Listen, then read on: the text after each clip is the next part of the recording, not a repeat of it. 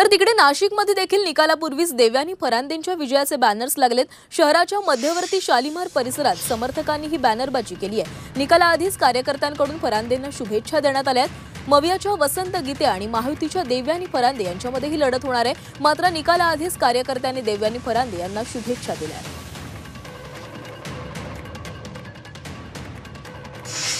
विधानसभेच्या निवडणुकीची मतदान प्रक्रिया 2 दिवसापूर्वी पार पडली। उद्या या सगळ्याबाबत निकाल लागणार आहे, मतमोजणी होणार आहे। मात्र नाशिकच्या शालिमार परिसरामध्ये निवडणुकीच्या मतमोजणीच्या आधीच शुभेच्छाचे बॅनर लागलेले आपल्याला पाहायला मिळत आहेत।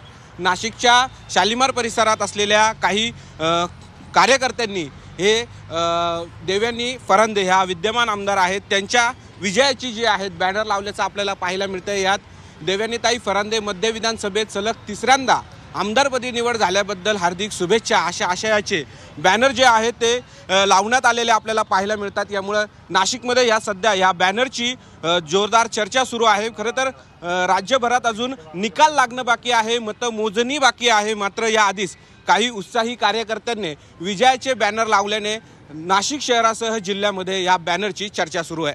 कॅमेरा पर्सन सोनू भिडेसह सागर गायकवाड, जी 24 तास, नाशिक।